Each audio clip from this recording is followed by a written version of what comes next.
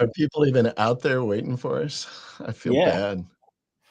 bad. Good afternoon, everyone. Welcome to today's live stream where we're going to be talking about behind the scenes of running a business and everything else that goes on behind the scenes, so to speak. Sponsored by Randy, the news guy. His logo is above, link is below if you're interested in his news guy service. I don't like to say digital PR service, I like to say news guy service. I think digital PR becomes boring after a while. So I yeah, agree. I agree. I need to I agree. freshen that up a bit. Yeah. Hey, I showed you guys. Give me a second here. Give me a hot minute. Oh man, I know what he's going to pull out. Nothing bad. I love how you say that. I know what he's going to pull out. That sounds bad. That sounded bad right there. All right. So I sent this, but I'm going to flash this up. Here's the, what do you think of that sticker? Nice. I'm not sure. He's laughing at it. He's not sure. How about this one? I really like this one. I like that one. Yeah, I like it. I got t-shirts. I'm going to bring each of you a t-shirt for when we're at SEO spring training. So, Craig, you have to tell me which one you want. I think I sent you the pictures. You never responded, you bloke. I did. I told you. I didn't think that guy looked like you. Yeah, I know, but I was asking you what t-shirt you would want me to bring for you, and you didn't give me an answer. Face on it. The one with your face on it. Oh, nice. I'll go for that. All right. Very good. Yeah. But yeah. So wait a minute. Just to see who's in the chat there. Somebody else said that to me too. Stanley Tucci. It looks like Stanley Tucci. Yeah. Ryan, I said that as well. Who's that? Yeah. I think your VA or whoever designed that, Randy's just went with the bald head and no other features fucking matter. Yeah. It's supposed to be a loose resemblance. Nah, come on, man. Yeah, loose. There's like no resemblance. No resemblance. That's what I said to you, Randy, last week. I'm like, dude, that doesn't even fucking look like you. Like, people have got cartoon images that look the actual image of them. I mean, he's got the hair, but that's it. The glasses? My burly glasses. My burliness, right? You guys haven't seen me for a while. I have bulked up, baby. I have.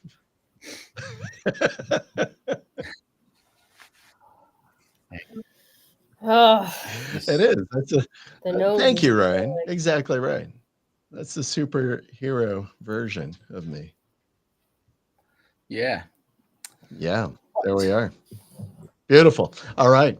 I don't know how your weekend was, Hollywood. I had an inch of snow this morning. I woke up. Yeah, it's snowing, raining, it's cold. We went and cleaned out our camper or our park model this weekend because we'll be moving out in 2 weeks, I think. So I will be doing my calls then from the park model. I love in this weather. All right, so today's show, I can't remember how you had it, behind the scenes of running a business. So I had thought about this, and I thought, we all three run different businesses and different kinds of businesses, and I thought it would be kind of interesting as a discussion to kind of talk a little bit about where we could share and as well, take questions on personal journeys, right? And lessons learned in our various entrepreneurial episodes. So I've got all kinds of thoughts about it, but I'll even open one up in regards to, now you guys don't know, and this is going to come like a challenge and a failure that I've had in running a business, but kind of way prior to getting involved in digital marketing, kind of in my previous careers. I had an education services company, and we were delivering different types of tutoring and individualized lesson plans for kids in various school districts. And I got into a contract. I thought this thing was going to work well, but it was a great industry. I loved working in that space, and but I had to do a contract with a school district where I had to provide transportation from the school to this kind of rec facility that we were doing our services in. The school wouldn't allow us, the district wouldn't allow us to do the services in the district. And they're like, but you've got to take the kids and take them into there.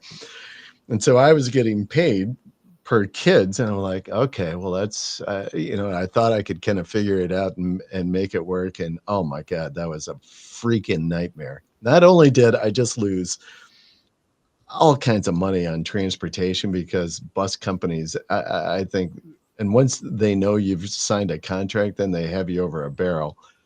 And then managing elementary age kids on a bus is like crazy. I went through like, I think I went through 5 or 6 different, like I had to have an adult, right? Not only just the bus driver, but an adult on the bus as well. I think I went through like 5 or 6 different bus monitors during the course of that. They're like, I can't, oh! They were like, it was such a nightmare. That was bad. I think on that contract, I think I lost like $10,000 on that contract. It was, and I couldn't get out of it. It was like, oh God. Every day. It was like every week when I had to pay people. It's like, this is, I'm dying. Please make this end. No.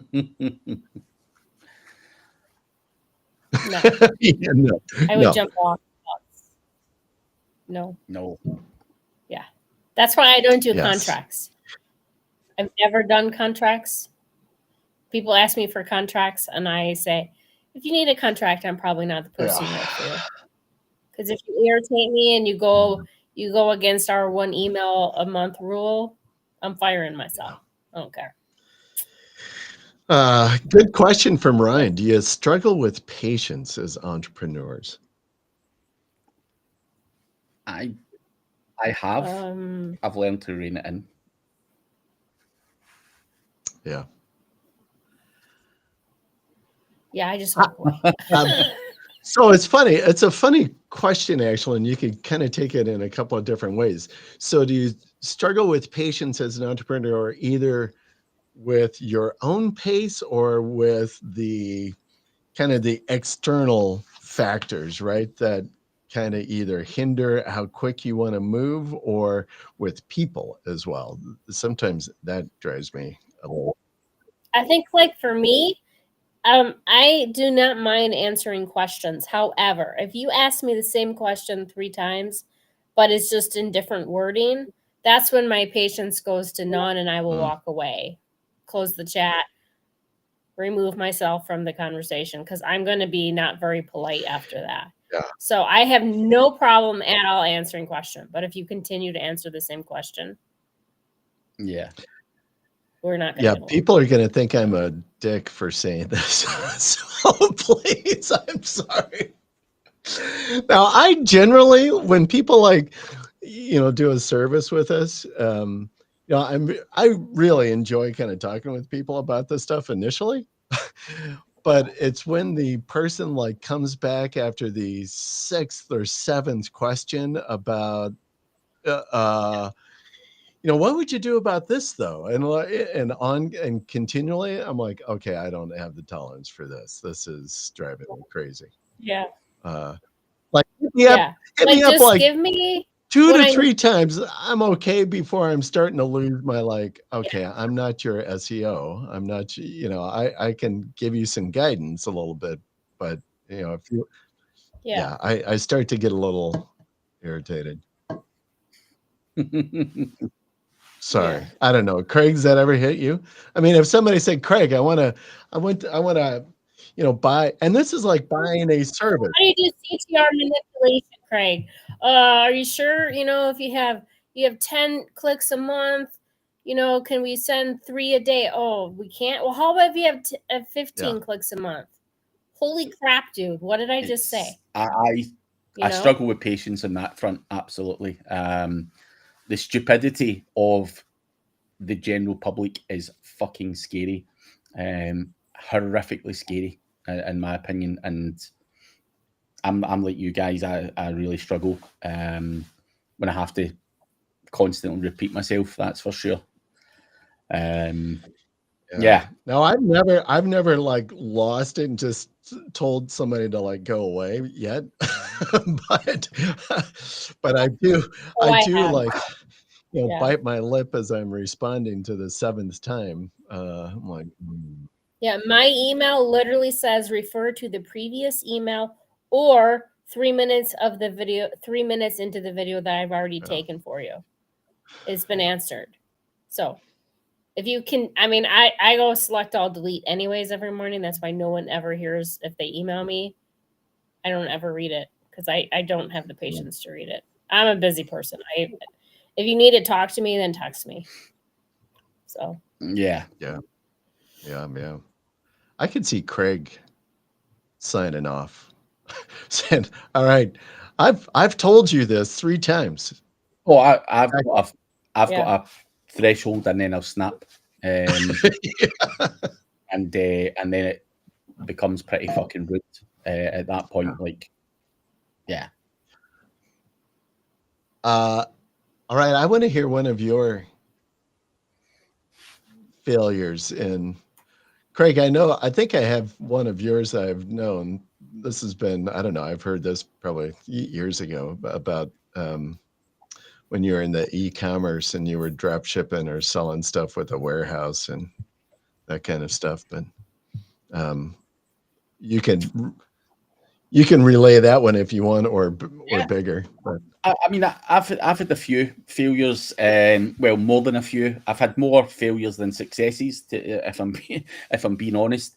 I am like any other impatient SEO. I get the idea. I look at the search volume. I go away, create a website, landing pages, start doing SEO, buying links, and then worry about the business side of things. And when I say that, I entered the e-cigarette niche at one point, and then realised that I couldn't do paid ads and things like that to kind of get it off the ground. It was just because it's nicotine and stuff like that. The drop shipper was an idiot, and that always ran out of stock. So it was really going to be hard to scale a business based on that. I've had the women's clothing industry. The search volume in there was insane. Again, went in two-footed, done everything, and didn't realise that women return 50% of the things that they buy. And again, when it was low margin, high volume, it was basically eating into the profit. So again, wasn't a great business model.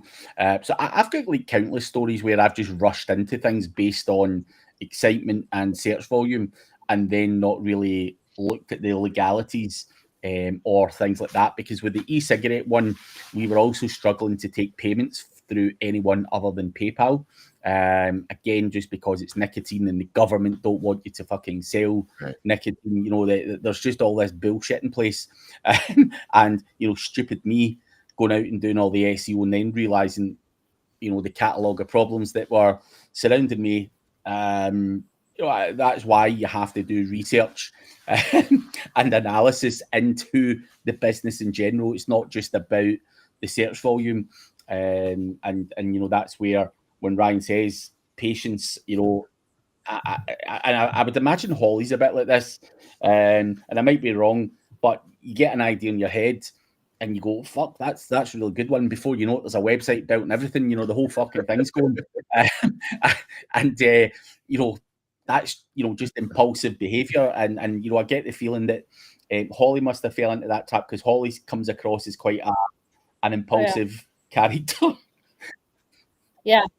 I wake up and I'll delete everything on my Dropbox. And then 2 hours later, I'll be like, where's that file I needed? I'm like, shh. Yeah, I'm a very impulsive person. I mean, obviously, I have hundreds of phones, right?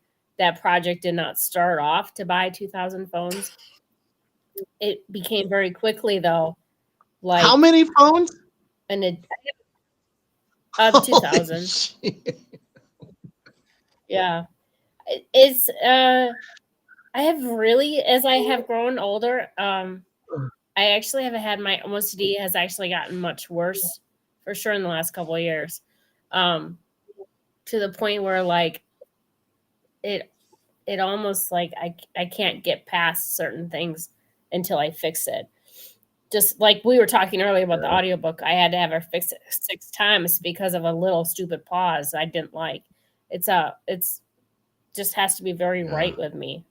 I can't get past it. And so like when I get irritated, and I mean in my personal life I don't have a temper whatsoever, like no temper.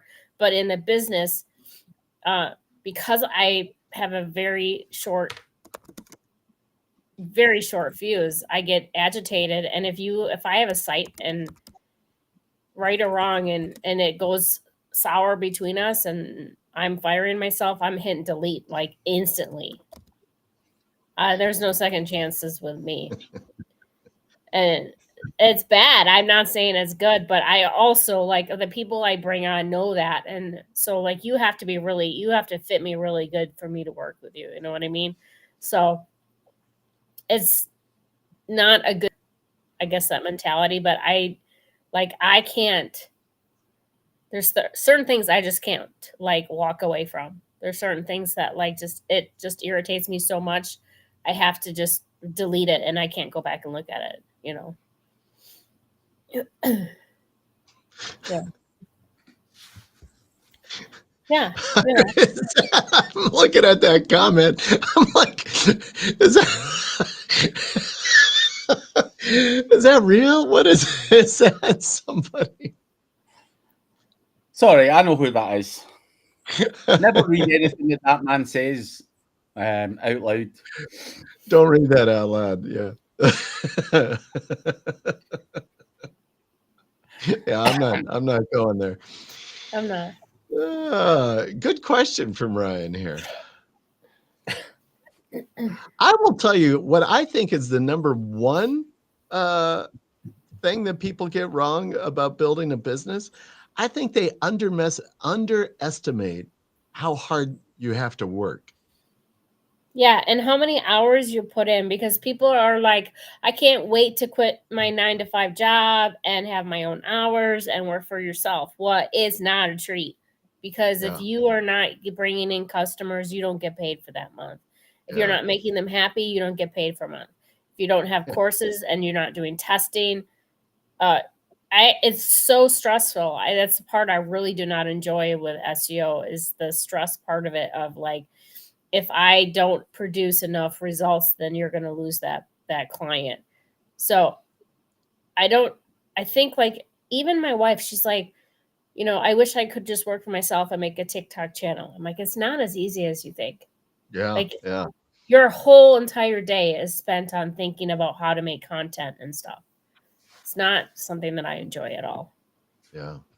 I think also people underestimate marketing, right? So we had someone talk to me and Ryan recently, and they want to start their own business and promote a SaaS, if you want to call it that. And we spoke to them, you know, and it looks like a really good idea, but they stupidly came and offered us something ridiculous, like fucking 10%. Yeah. Commission, if you like, to promote the fucking thing. And you're like, are you fucking kidding? Like, you want us to promote this and only take 10% and all that kind of stuff. I think people don't understand how hard or how much you need to invest to market a business. Like, you know, Holly has been around the world over the years, you know, promoting herself, her personal brand, you know, doing YouTubes, doing, you know, all of this fucking shit. Like, I don't know what that could turn into in terms of money. I wouldn't even like to think what she spent. But even for yourself, Randy, you've done similar. On top of that, you've also, you know, taken sponsorships at events and you know, all of this kind of stuff as well. And people think, you know, you can just get someone to hawk shit out for 10% and then comes all this fucking money. Or like to the guy, like, are you fucking kidding? Get real, and you know, get your wallet out. If you know, if you don't want to pay commission, get your fucking wallet out. You know, we can promote it in another way.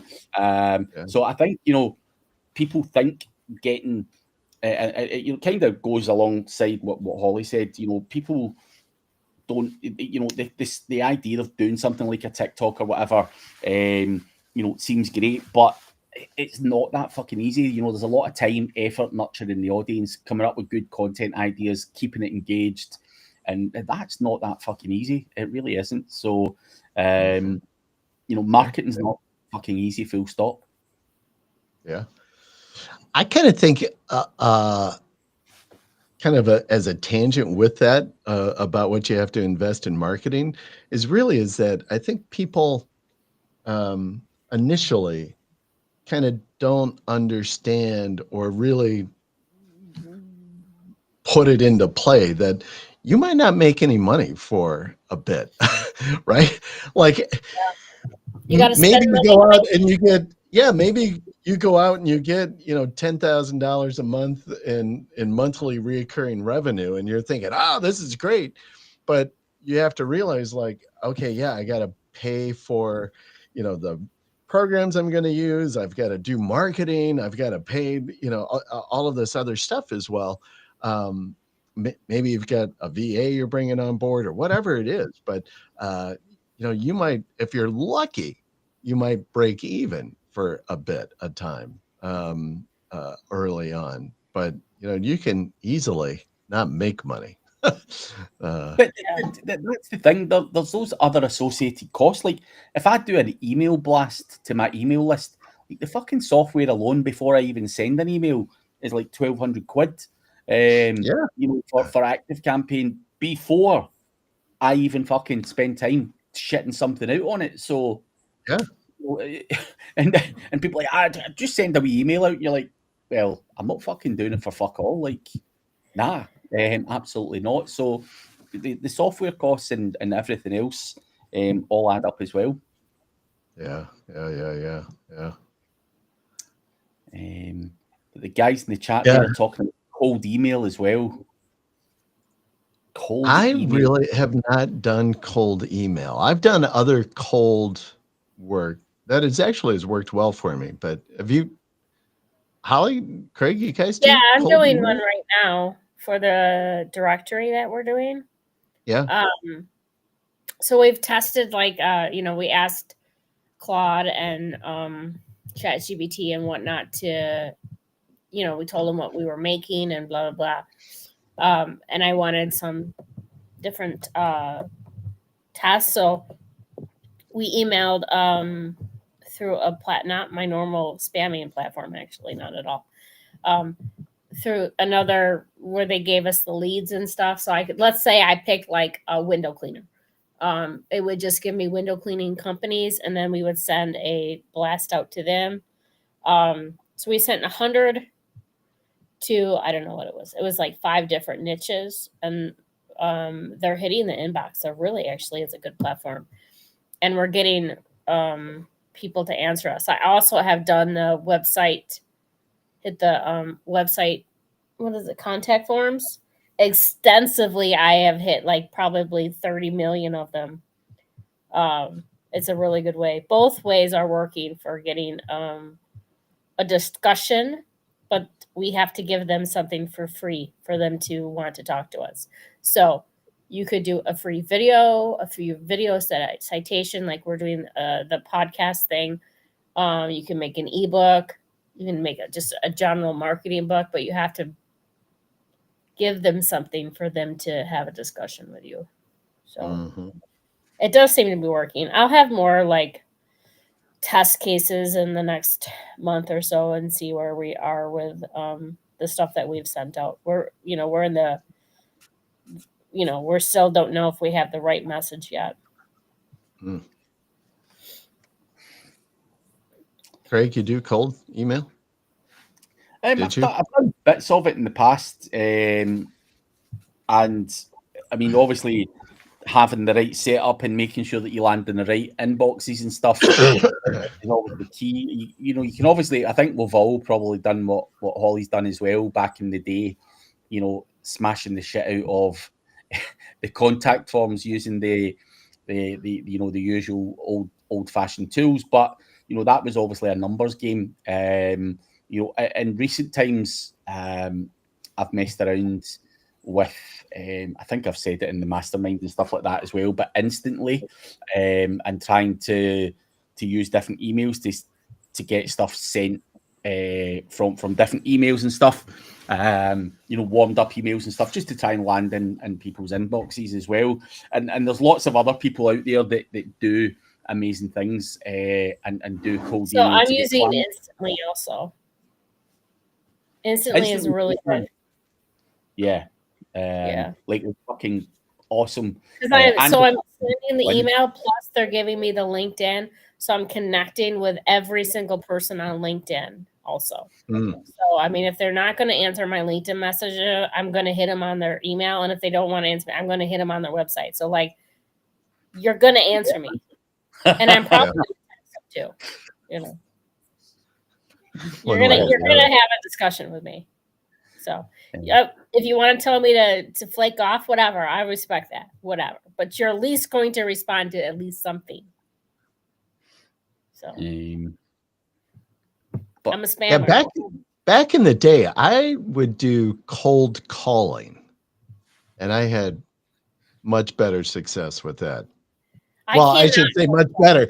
I really never did cold email. I would do cold calling though. And so this was, years ago when we were first building out the agency, and we were doing as well, lead gen with YouTube. And so we would go and we'd focus on a niche, and, I'd go hit, my goal was doing like 20 calls a day, and I would break it up into different parts because it was a home services. So I do it in the morning when I knew that they were in the shop before they hit the road to go, and then I would do it late in the afternoon, like at 5 when I thought they'd be back in the shop. I'm not getting on the phone with anyone. Yeah, no. I had good success with that. That tended to work well. They can email me or text me. They do not need to speak directly to me. No. Yeah.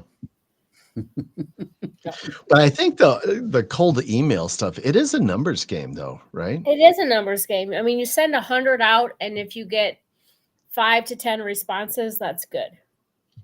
Man, that would be really good, I think. I mean, I would think it would be like out on that niche that you guys know about. And we had out of the 100, we had 65% open.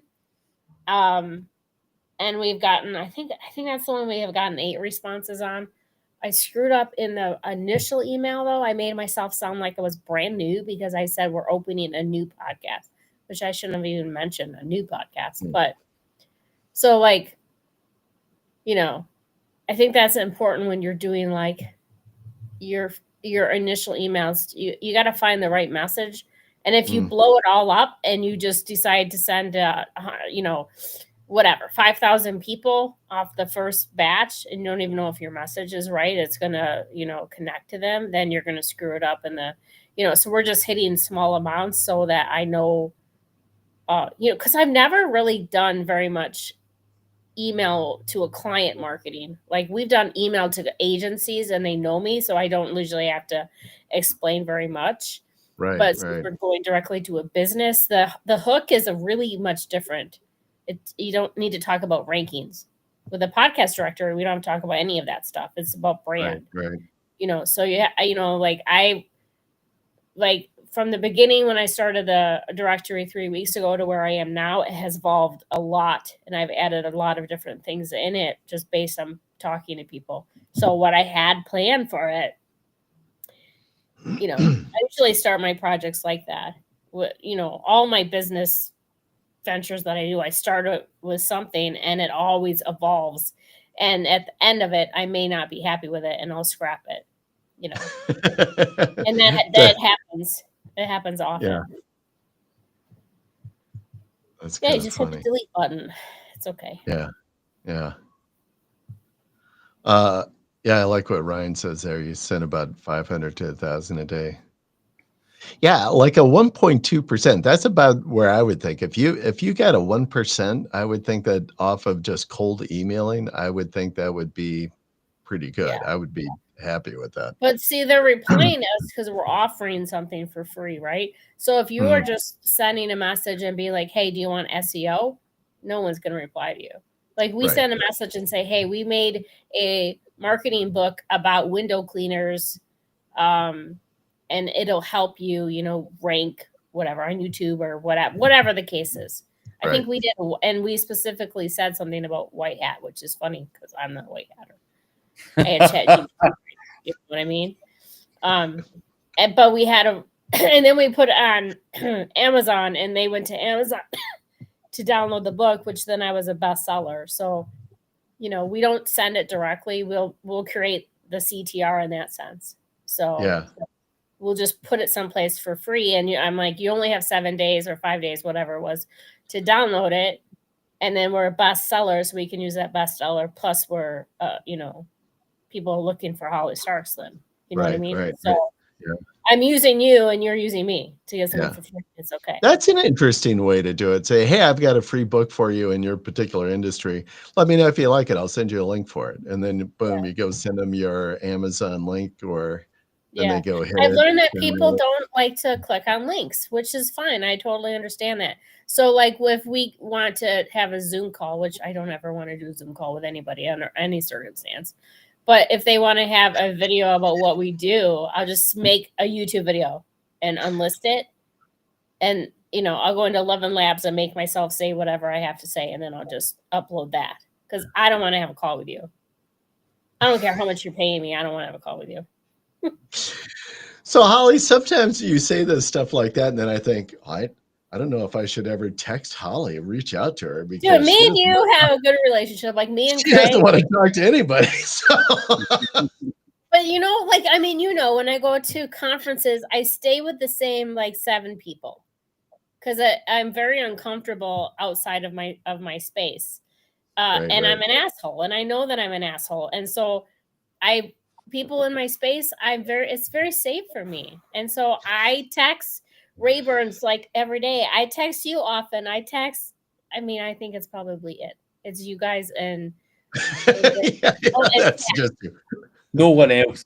Not really. I mean, I don't know. That's my safe space. So I don't want to go out of it. So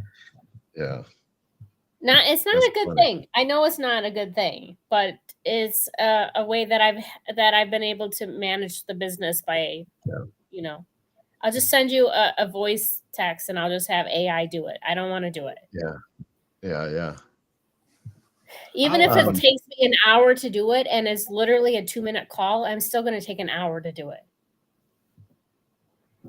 Whatever keeps you happy, man. You've got to do. Yeah, whatever keeps you rolling. Yeah. All right, let me throw this question out to you. So at what point would you advise somebody, if they're starting out a new business or they're an entrepreneur, at what point would you say bring somebody on to help you execute? I mean, like when you don't know what you're doing. When I was doing the mass mailings that we learned from you, Randy, and I didn't know how to have a conversation with a regular business. I just called someone up and I was like, will you do these calls for me? So for me, I bring someone on when it makes me uncomfortable to do that task. I don't mind doing the copy pasting and stuff like that. That's stuff I like to do. So stuff I don't like to do, I'm going to hire someone else to do. So my VAs do a lot of like the tasks that I'm not able to do. My first ever person that I hired was a sales guy. I just wanted him to deal with like inquiries and keep the clients away from me. So like a sales account manager type guy, just because I felt that was the biggest time suck for me, but also the thing that I least liked to do. I don't mind talking to people, but if you're trying to do everything else within a business, I think it's always a good time to get someone who's going to be doing some of the grunt work, or the things that you least like doing, or the ones that take up the majority of your time. And that was that particular person for me, which worked out well. Yeah. I always it was a good, valuable lesson for me. I was like just buried in doing the work, and then this is years ago, and I had some conversation, and somebody like penciled it out, and like, if you freed up your time and you could do this, and it just made so much more sense. I'm like, oh yeah. And I just never looked back. I would tell people now, bring somebody on board to help you do the mundane task as quickly as possible. Even if it means you're still going to lose money, because you will ramp up and scale and be able to make money faster by freeing your time. I've got a guy who does my headshots. I think I've told you this story before, Randy, but anyway, for other people. So I was there, and he's taking my headshots and all that stuff. And then he says, right, I'll send them over in about 2 weeks. And I'm like, why 2 weeks? And he's like, oh, dude, I've got like fucking all these other people, got to edit them and all that. And I'm like, nah, just fucking send me the headshots, mate. I don't need you to edit nothing. And he's like, what, really? And I'm like, nah. He says, no, I like to make sure the background's all nice and fucking all that. I'm like, dude, my graphic designer in the office is going to cut round your background anyway. They're just going to use me and cut the rest out. And Right. But anyway, I said to him, I'm like, dude, so like, tell me about your work. And he said, like, I do 10 hours a week of taking the photos. He says, and then the rest of the time is fucking editing and sending them out and all that stuff. And I'm like, dude, if you look at a VA doing that, like, your time should be spent taking the photos. That's what you're good at, not fucking, tarting up the fucking background or whatever the fuck it is you're doing. Yeah. Because obviously he could take 4 times more fucking sessions if he just took photos all day. Make 4 times the money by hiring a fucking VA. But yeah, I just thought it was mad. Yeah, perfect example, right? Yes, it just like focus your time on where you can make the money, not on the delivering of the service. For me, it's criminal. He sat in a fucking studio, so he's got the studio, the backdrops, the fucking lights, all the fancy stuff, and he can only use it 10 hours a week because that's all he can really cope with, because he's got all the fucking editing to do. So for me, I'm like, nah, dude, you should be fucking taking photos all day, every day, and maximizing the potential you've got there with the studio. Fuck everything else. Yeah. Now, Holly, so are you bringing people on now as well? Because I know you and I have had these conversations in the past. So I've had VAs through Jonesy for a few times, and then I got a hold of a couple VAs. So I have a couple VAs. I think though my issue is that I want to check everything, and if I'm checking everything, then I might as well just do the damn thing anyways. So, you know what I mean? It's an issue, and I don't really know how to fix the issue. But yeah, I have a couple VAs. I don't have that many though. It's usually just like between 2 and 3, and the one is with me full time, but the other 2 is just like if the lady's like, if she's on vacation or whatever, then I'll have a backup to it. Because we automate as much as we can.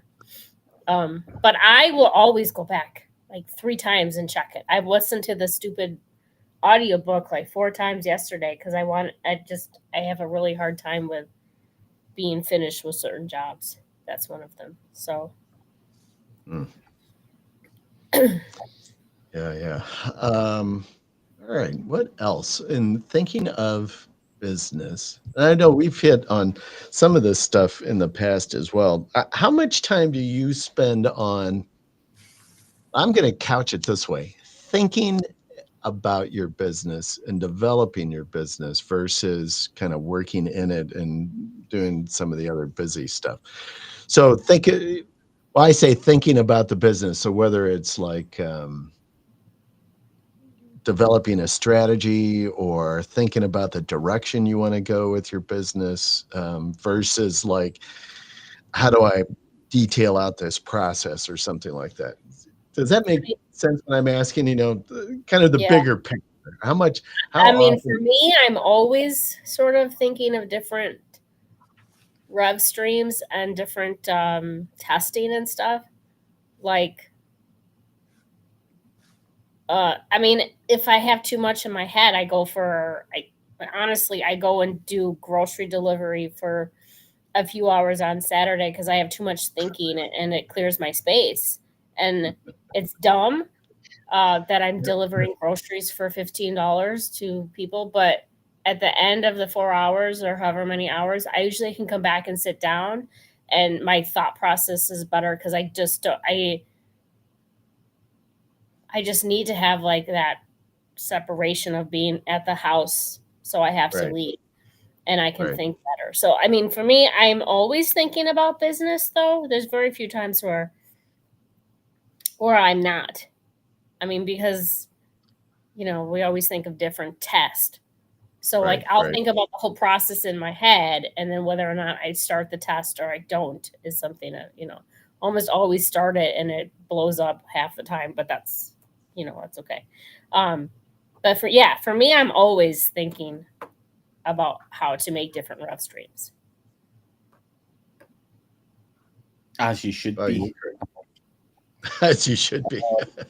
No, I think, it's not something I sit there consciously going, I have 10 hours to sit there and be fucking creative and start thinking about shit. Like, it's just natural for me to randomly start thinking, oh, fuck, or whatever. I might hear one of you guys just say something, and it might not be anything hugely important, but I'm like, fucking hell. And then, your mind goes wild and you start thinking about it and doing research and stuff. So I think a lot of us are probably like that. And as I say, it's difficult to put that into how many hours do you do that, because I'm probably always thinking of other ideas or other shit that I could do to do things better or make more money or whatever. So yeah, I think it's just a natural inbuilt thing for me. I don't sit there and go, between 2 and 5 o'clock on these days, I'm going to sit there and strategize and come up with other ideas. And I know a lot of people do sit like that and do it. It's very much a kind of natural thing for me and off the cuff. And then, I'll WhatsApp someone or whatever. Hey, what the fucking hell do you think about this? And just bounce shit around. But yeah, it's not something, I could do that on a Sunday morning, fucking Friday night, whatever. It's just natural for me to always kind of be like that. But in terms of everything else, I think I've learned over my years of experiences, you want to work on your business, not in your business. You should not be doing all of the heavy lifting. If you want to grow and scale a business, it's probably slightly different from, Holly's doing super technical things, and it's not that easy to go and fucking delegate, running around with phones and all that stuff. That is very, very, very difficult to do. But for a normal business, like your own, Randy, if I was in charge of your business and I was to find out that you were doing all of the writing or all of this, this, that, and the next thing, I'd be like, Randy, you're fucking crazy, man. Like, you've got to be able to take yourself out of that business. SOP that stuff out and delegate that stuff out and then move on to the next business. So I think it obviously depends on the type of business you've got. And I think, I did have big trust issues and stuff like that in my earlier years. I just didn't want to delegate stuff out. I always wanted to retain a lot of control. And I think that was to my detriment, to be honest. Yeah. you mentioned a couple of things that I thought was pretty good that I wanted to explore. You mentioned like, you start kicking around ideas and then you maybe reach out to a few people on WhatsApp and like, hey, what do you think of this? Um, I think, and it's important, and I'm curious if you guys kind of have this built in as well, but like, I think it's kind of important to have a network, and could be one, two, three, whatever it is, but somebody to be able to bounce ideas off of, get some feedback that you can trust, and that Yeah. really doesn't have hooks into your business one way or the like. I kind of do it with my wife a little bit, but I know that she's kind of invested in it. So I want somebody. I'm looking, and I have people that I go and I ask about that aren't invested in my business. Really, like they want me to succeed, but they're like they're going to give me a straight answer, not like some bullshit, right? Yeah. Yeah. I think it's important to have those people Yeah. in your life. Absolutely. Just to get a straight answer. That's fucking some bullshit right there, whatever. And that's sometimes all you need is someone just to talk you out of something, because it is fucking bullshit a lot of the time. Right. Right.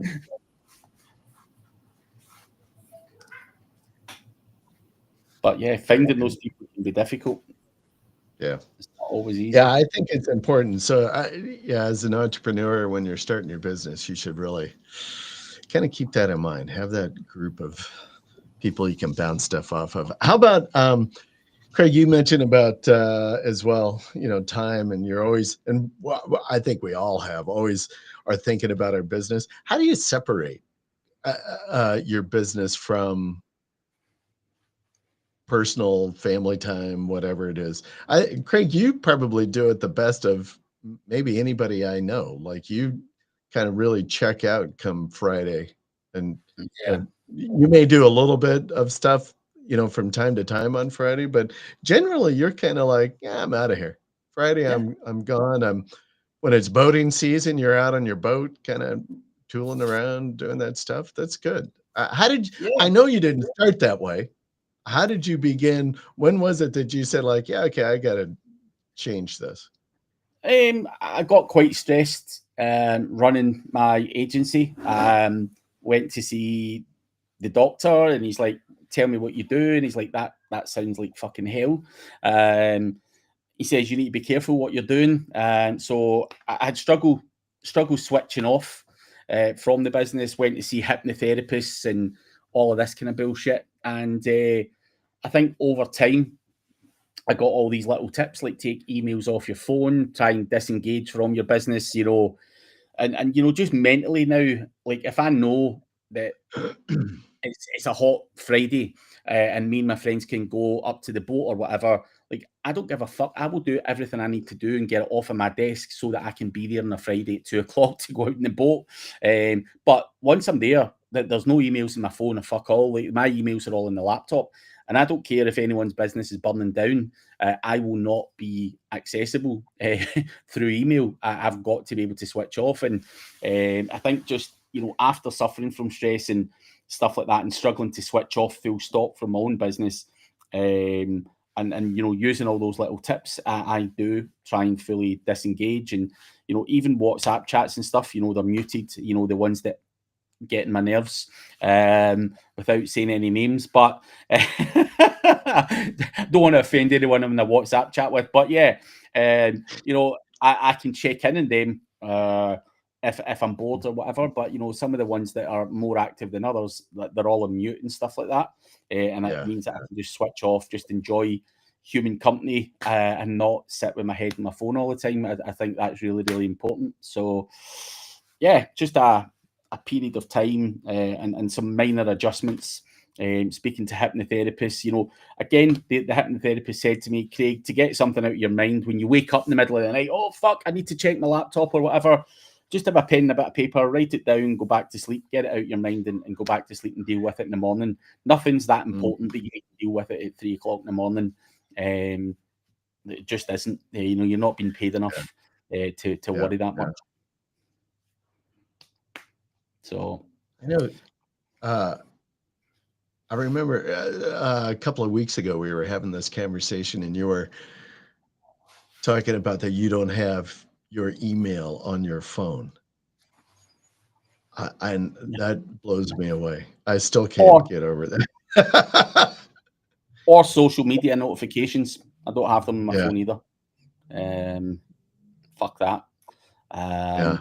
So yeah, I think I am easily distracted. I think we're all probably very easily distracted. But you know, if I was to get, you know, ping, ping, ping, you know, someone's commented on your fucking post, dude, I'd be in there and out there all day. I would end up a fucking wreck, just looking at that shit. So the easiest thing is to just say, if I want to look at it, I'll go in and manually check what I've been tagged in or whatever.